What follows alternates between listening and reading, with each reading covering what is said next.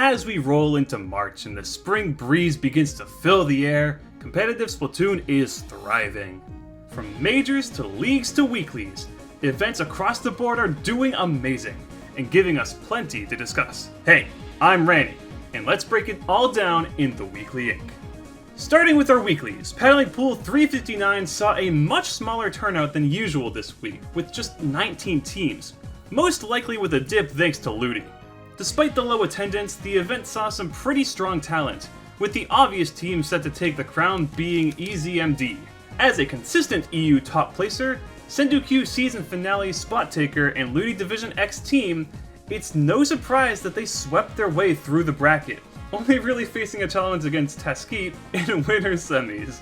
After that win, the team comfortably took the winners finals 3-1, before 3-0ing Bameli Nomeli in grand finals to secure their well-earned win. Later that evening, Swimmer Sync 218 saw a surprisingly stacked bracket, with 54 teams coming out for the NA Weekly. The event was won pretty comfortably by Hawaiian's Pizza, made up of Pika, Gimme, Hawaiian, and Asin. The team swept through pools undefeated, setting them up with a bye in the main bracket. There, they went on a rampage, 2-0ing +4 is back for 2026, and absolutely mogging 33 XP JP before finally dropping one game to Ascension in Grands, but still securing their W nonetheless. For our final weekly, we of course have Baja's Blast. While lots of strong teams made it out for this edition, none could stand up to Pixel Cheese. The pickup was a dominant force, only dropping 2 games the whole tournament and winning it all comfortably through the winner's side. Their opponent in Grands, however, was not so lucky. The second placing team of Tillanese had quite the run this event, getting sent down to losers as far back as round 5, and then running it all the way back up through 4 sets in losers to make it to Grands. And while they didn't end up getting the win, it was still an incredibly impressive run that was worth pointing out. So congrats to them, and congrats to the Cheesers on their win. Moving on from our weeklies, we have our first of 2 major tournaments for the week, with Area Cup 53.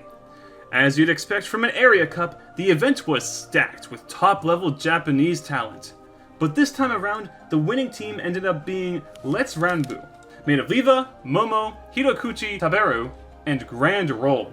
The team was playing a comp that would seem deranged to people just a few months ago, but it is now undeniably meta, including a .96 Gal to take advantage of the now high-tier Ink Vac and Custom Blaster, debatably the single best weapon in the game following its buffs in version 11.0.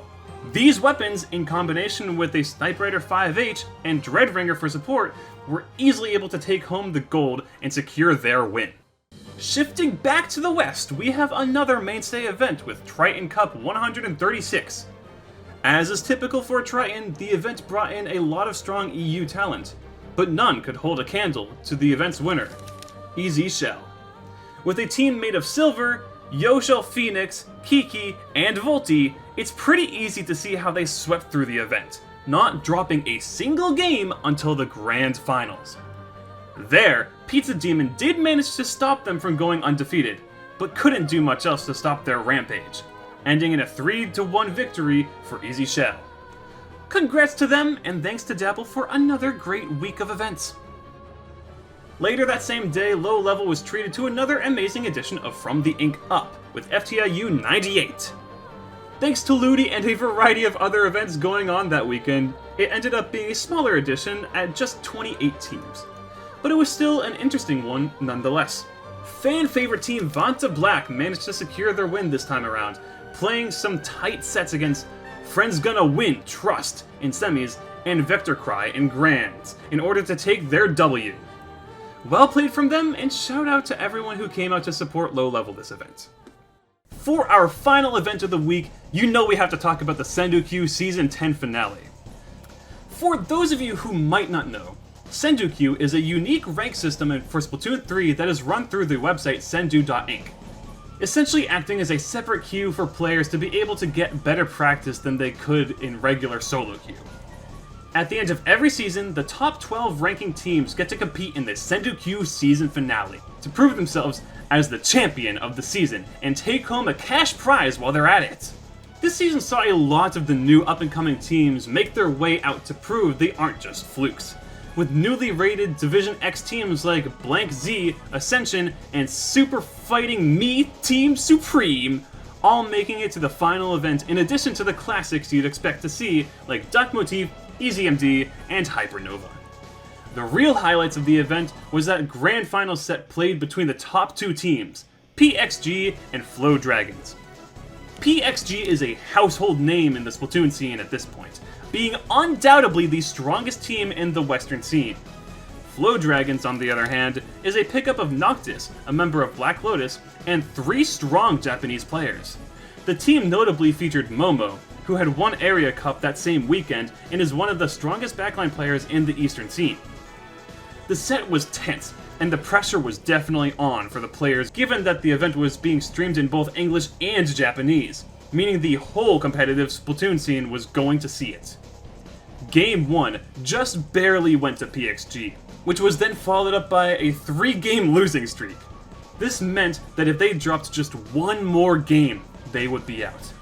But PXG refused to go down that easily, and locked in for Game 5 on Mako Mart, managing to get a win.